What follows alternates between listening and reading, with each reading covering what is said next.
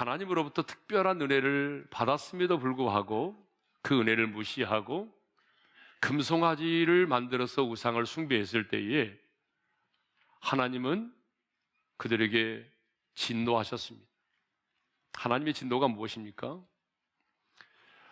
첫 번째 하나님의 진노는 하나님께서 이스라엘 백성들을 내 백성이 아닌 모세에게 네 백성이라고 말씀하셨다는 것입니다. 하나님은 그동안 이스라엘 백성들을 언제든지 내 백성이라고 말씀하셨습니다.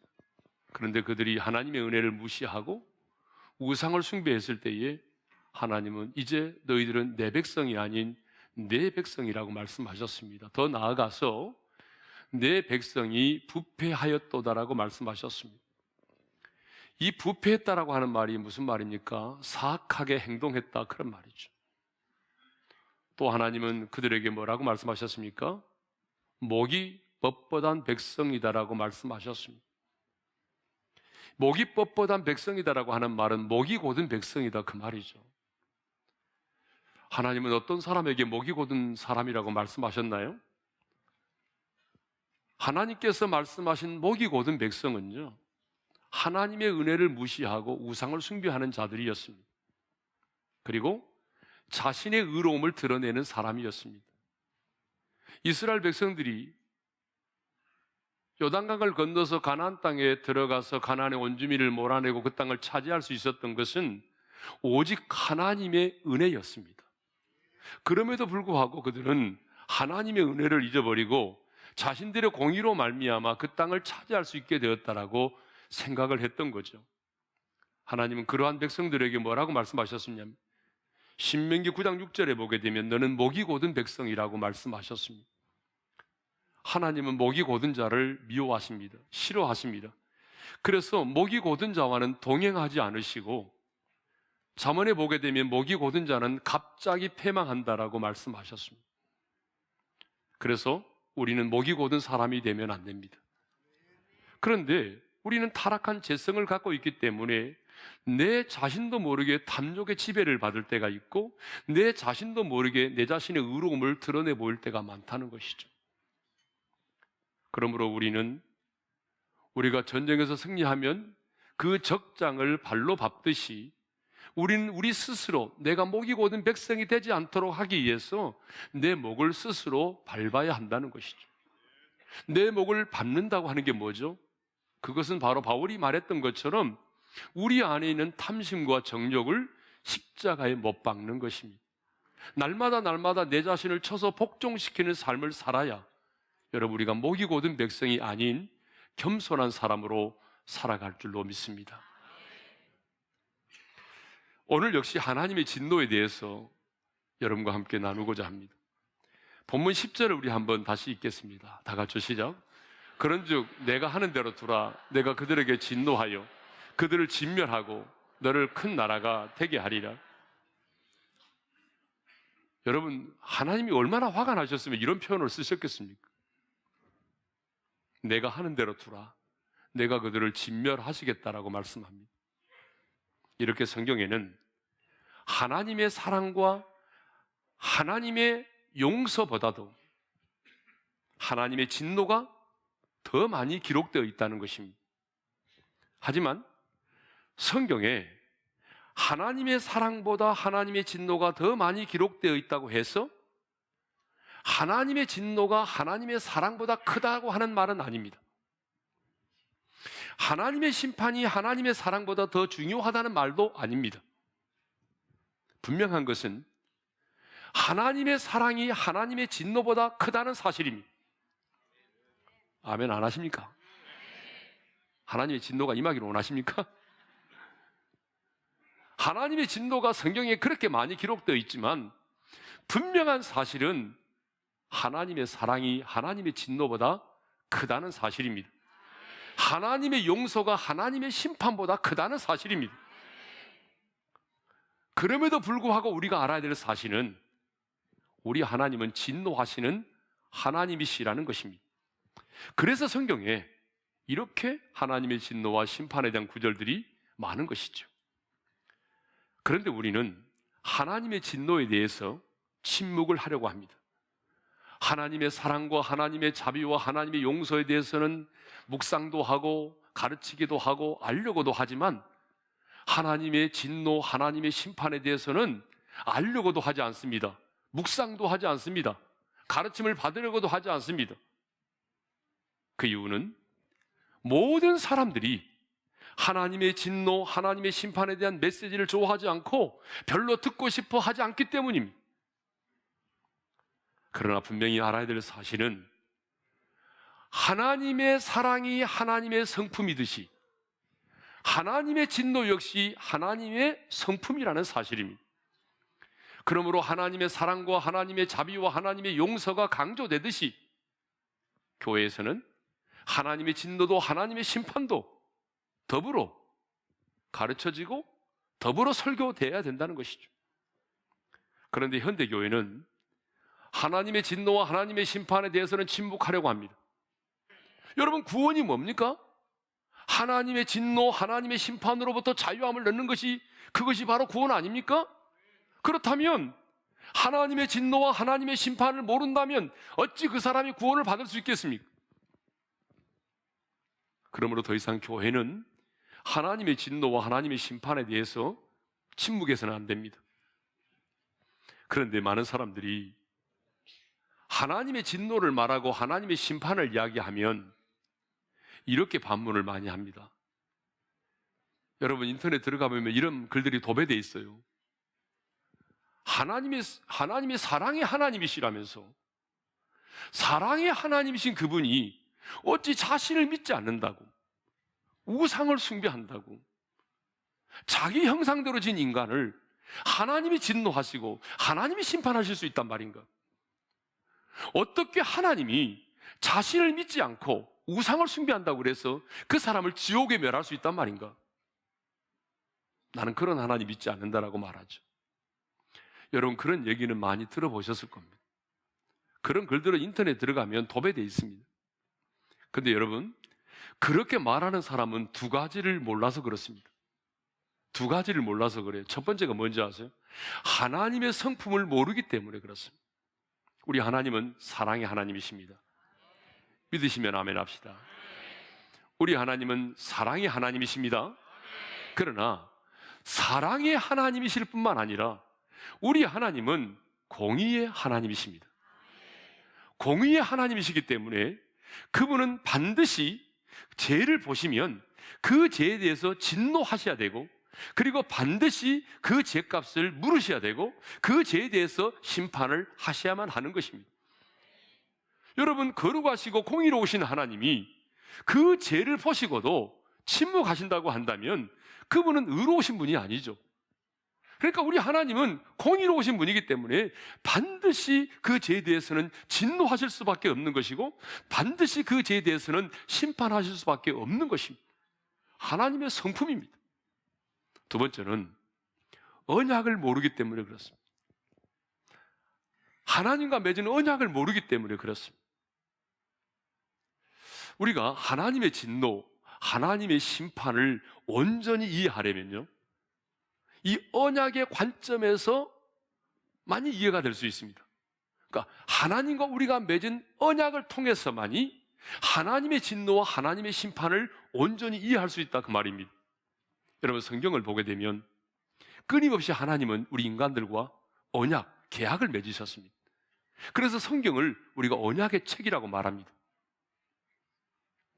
하나님께서 가장 먼저 언약을 맺은 게 뭐죠? 첫사람 아담과 맺은 언약입니다. 이것은 너무나 중요해요. 하나님이 아담과 언약을 맺었습니다. 계약을 맺었습니다. 하나님께서는 아담에게 모든 것을 정복하고 지배하고 다스릴 수 있는 그런 권세를 주셨습니다. 권세만 주신 것이 아니라 선악과 언약을 맺으셨어요. 그래서 네가 모든 것을 다스릴 수가 있고 모든 것을 먹을 수가 있지만 딱 하나, 에덴 동산 중앙에 있는 선악을 알게 하는 나무의 실과는 먹지 말라. 먹으면 어떻게 된다고 그랬어요? 반드시 죽으리라고 말씀하셨어요. 이게 언약입니다. 반드시 죽으리라. 그런데 아담과 하와는 그 언약을 파기했습니다. 하나님과 맺은 약속을 어겼습니다. 그래서 그가 그 선악과를 먹었습니다. 그래서 심판을 받았습니다. 그런데 여러분 한번 묻겠습니다. 아담과 하와가 여러분 선악과를 따먹었기 때문에 심판을 받은 것입니까? 여러분 그렇지 않습니다. 아담과 하와가 선악과를 따먹었기 때문에 심판을 받은 게 아닙니다. 그건 표면적인 것이고요. 하나님이 그를 심판하실 수밖에 없었던 이유는 그가 하나님과 맺은 언약을 깨뜨리고 선악과를 먹었다는 것입니다. 선악과를 먹었느냐 먹었지 않았느냐가 중요한 게 아니라 그가 하나님과 맺은 언약을 깨뜨렸다는 것이죠. 그래서 그가 언약을 깨뜨렸기 때문에 그 심판이 임한 것입니다. 그런데 성경은 이렇게 말하죠. 로마서 5장 12절에 이런 말씀이 있습니다. 읽겠습니다. 시작. 한 사람으로 말미암아 죄가 세상에 들어오고 죄로 말미암아 사망이 들어왔다. 여기서 한 사람은 누구죠? 언약을 맺었던 첫사람 아담을 말합니다. 여러분 왜 아담이라고 하는 한 사람이 언약을 파기하고 죄를 지었는데 왜 오늘 이 시대에 아담의 후손으로 태어난 우리가 죄인이 되어야 되고 우리가 죽어야 합니까? 그것은 아담이라고 하는 사람이 자기 한 사람으로서 선악과를 따먹은 게 아닙니다. 아담은 장차 이 세상에 태어날 모든 인류를 대신해서 모든 인류를 대표하는 언약의 머리로서 하나님과 언약을 맺었습니다. 이 대표성의 원리 때문에 그렇습니다. 그런데 여기서 끝이 난다면 우리는 정말 억울하죠. 그런데 하나님이요, 예수 그리스도를 둘째 아담으로 보내주셨습니다. 예수님이 둘째 아담으로 이 땅에 오셔서 그분이 십자가에서 피 흘려 죽으시고 그 피로 말미암아 새 언약을 맺으셨습니다. 그러니까 여러분 우리가 시간과 공간을 초월하여 아담의 그 언약의 파기가 우리의 파기가 되고 아담의 범죄가 우리의 범죄가 되었듯이 예수님은 2000년 전에 시간과 공간을 초월하여 인류의 모든 죄를 짊어지시고 그분이 십자가에 의해서 우리가 받아야 될 죄값을 받으시고 죽으시고 부활하시고 승리하셨습니다. 그래서 그 언약 안에 있는 우리들도 그 예수를 믿기만 하면 시간과 공간을 초월해서 우리가 죄 용서를 받는 것이고 하나님의 생명을 갖게 되는 것입니다. 이것이 얼마나 또 놀라운 은혜입니까? 새 언약의 백성은 우리가 누리는 축복이죠.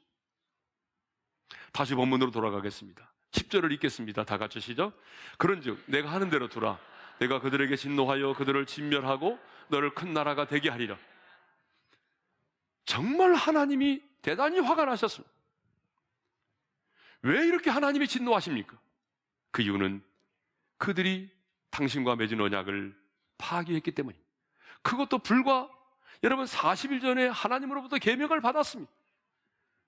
모세가 하나님으로부터 받은 언약의 말씀을 전할 때에 그 백성들이 뭐라고 응답한지 아십니까? 이렇게 다짐했습니다. 3번이나. 자, 읽겠습니다. 출애굽기 19장 8절입니다. 시작. 여호와께서 명령하신 대로 우리가 다 행하리이다. 출애굽기 24장 3절입니다. 시작. 여호와께서 말씀하신 모든 것을 우리가 준행하리이다. 출애굽기 24장 7절입니다. 여호와의 모든 말씀을 우리가 준행하리이다. 말이나 하지 말지. 우리가 준행하겠습니다. 그대로 행하겠습니다. 그대로 행하겠습니다. 라고 해놓고 40일도 지나지 않아서 그들은 언제 그랬느냐는 듯이 하나님과 맺은 언약을 파기하고 자신들을 위해서 우상을 숭배했습니다. 그러자 하나님이 모세에게 말합니다. 내가 하는 대로 두라. 내가 그들에게 진노하여 그들을 진멸하겠다. 내가 하는 대로 두라고 하는 말은 허락을 구하는 표현이 아닙니다. 언약의 중보자였던 모세에게 내가 언약에 그 기록된 대로 저주를 집행할 테니까 너 말리지 말라 그 말입니다. 내가 언약한 대로 내가 그 저주를 집행할 테니까 너 말리지 마. 그렇게 말씀하신 것입니다. 하나님은요, 언약을 지키시는 신실하신 하나님이십니다. 그러므로 언약을 지키면 하나님이 우리의 하나님이 되셔서 우리를 지키시고 우리를 보호하시고 우리를 인도하셔야만 합니다. 그렇지만 우리가 하나님을 의지하지 아니하고 순종하지 아니하고 그 언약을 지키지 아니하면 하나님은 말씀하신 것처럼 흩으시고 그들을 진멸하십니다. 심지어는 성전이라도 하나님이 버리십니다. 출애굽기 32장도 보게 되면 모세의 중보 기도로 인해서 이스라엘 백성들의 전체는 진멸을 당하지 않았지만 주도적으로 우상을 숭배했던 사람들 3,000명가량이 죽임을 당하지 않습니까? 왜 죽어야만 했습니까? 죗값은 사망이기 때문입니다. 왜 죽어야만 했습니까? 그들이 언약을 어겼기 때문입니다. 언약을 어겼기 때문에 하나님은 그 언약대로 집행하시는 것입니다. 이렇게 하나님의 진노는 언약대로 집행하시는 하나님의 공의의 표현이라는 사실이죠. 자, 모세는 하나님께서 자기 백성들을 진멸하시겠다고 했을 때에 가장 먼저 뭘 했냐면 중보기도를 드렸습니다. 하나님은 모세의 중보기도를 받으시고 백성들 전체를 진멸하시겠다고 하셨는데 이제 그 화를 내리지 않았습니다. 하지만 모세는 분노했습니다. 여러분, 모세가 분노했습니다. 그런데 여러분, 순서가 중요합니다. 중보기도를 먼저 드리고 그 다음에 분노했다는 사실입니다. 분노를 먼저 터뜨리고 중보기도 한 게 아니고, 우리 같으면 먼저 분노하고 나중에 깨달음이 오면 중보기도 할 텐데, 모세는 먼저 중보기도를 드리고 분노했습니다. 세 가지 분노가 나오는데 첫 번째 분노는 뭐냐면 계명이 기록된 두 돌판을 산 아래로 던져버렸다는 것입니다. 그래서 깨뜨렸습니다. 19절입니다. 다 같이요. 진에 가까이 이르러 그 송아지와 그 춤추는 것들을 보고 크게 노하여 손에서 그 판들을 산 아래로 던져 깨뜨리니라. 어떤 분들은, 어떤 신학자들은 이러한 모세의 행위를 모세의 혈기라고 하기도 합니다. 모세가 너무너무 화가 나서 혈기로 하나님이 친히 써서 주신 하나님의 계명을, 그 두 돌판을 던져서 깨뜨렸다라고 말합니다. 그런데 저는 이것을 모세의 혈기로 보지 않습니다. 왜냐하면 저는 이것을 거룩한 분노로 봅니다. 그 이유가 있습니다. 하나님께서 과거에 모세가 이후에죠. 모세가 보게 되면 어떻습니까? 모세가 혈기를 가지고 반석을 내리쳤을 때에 하나님이 진노하셨습니다. 그리고 심판하셨습니다. 그런데 지금은요, 만일 모세가 혈기로 이 두 돌판을 던져서 깨뜨렸다고 한다면 이것은 더 엄한 죄가 아닙니까? 하나님이 써서 주신 그 계명의 돌판을 던져서 깨뜨렸다면 이것은 더 엄청난 죄잖아요. 그러면 하나님이 반드시 이 죄에 대해서 진노하시고 심판하셔야 됩니다. 그런데 성경을 보게 되면 하나님이 이 부분에 대해서 진노하시고 책망하지 않습니다. 그러니까 이것은 속히 하나님을 떠나서 은혜를 무시하고 금송아지를 만들어 숭배한 이스라엘 백성들을 향한 모세의 거룩한 분노였던 것이죠. 두 번째 분노가 뭐냐 그러면 금송아지 가루를 물에 뿌려서 마시겠다는 것이죠. 20절의 말씀을 읽겠습니다. 시작. 모세가 그들이 만든 송아지를 가져다가 불살라 부수어 가루를 만들어서 물에 뿌려 이스라엘 자손에게 마시게 하니라. 자, 이 금송아지 우상을 이제 불살라 가지고 부수어서 가루로 만든 다음에 물에 뿌려서 그 물을 마시겠다는 것입니다. 이렇게 말하면 진짜 나도 좀 마셨으면 좋겠다. 금가루 마시면 얼마나 좋을까 이렇게 생각하는 분 계세요? 민수기 5장에 보게 되면 이것은 일종의 저주의식입니다. 민수기 5장에 보면 저주의식이에요. 그러니까 우상을 향한 저주가 그들 몸속에 들어가 그대로 실현되게 만드는 의식이거든요. 그런데 여러분, 모세가요, 이 금송아지 우상을 불살라 부수어서 가루로 만든 다음에 백성들로 하여금 마시게 했다고 하는 이것을 보게 되면 모세가 얼마나 이 금송아지를 만들어서 우상 숭배한 이 죄에 대해서, 이 죄를 미워하고 이 죄에 대해서 얼마나 분노했는지를 우리가 알 수 있습니다. 세 번째 분노는 레위인들로 하여금 우상 숭배자들을 치게 했다는 것입니다. 28절을 읽겠습니다. 시작. 레위 자손이 모세의 말대로 행하며 이날의 백성 중에 3,000명가량이 죽임을 당하니라. 하나님의 편에서는 레위인들로 하여금 칼을 들고 가서 우상 숭배자들을 치게 해서 3,000명가량이 죽임을 당했습니다. 모세는 우상을 숭배함으로 언약을 파기한 이스라엘 백성들에 대해서 이렇게 분노했습니다. 하나님의 이름을 욕되게 하고 하나님의 영광을 가리운 그 죄에 대하여 모세는 분노했습니다.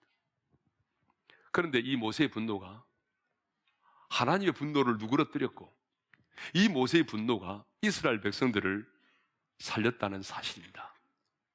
이것을 보게 되면 모든 분노가 다 나쁜 것은 아닙니다. 우리에게는 거룩한 분노가 필요합니다. 물론 이 말을 오해하면 안 됩니다. 이 말은 복수하라는 말이 아닙니다. 구약시대의 비느하스가 그 음행하는 자를 보고 분노하여 쫓아 들어가서 그 남자를 창으로 찔러서 죽였던 것처럼 범죄한 자들을 응징하라는 말도 아닙니다. 예수님의 십자가의 피로 말미암아 새 언약의 백성인 우리는 스스로 죄를 응징하고 그리고 그 죄를 보복하고 죄를 지은 자를 죽여야 될 이유가 없습니다. 여러분 무슨 말인지 아시겠습니까? 우리가 구약시대를 살고 있다면 충분히 그럴 수 있습니다. 그러나 새 언약의 백성인 우리는 우리 스스로 죄를 보복하고 죄에 대해서 응징하고 그렇게 할 필요가 없다는 얘기죠. 왜요?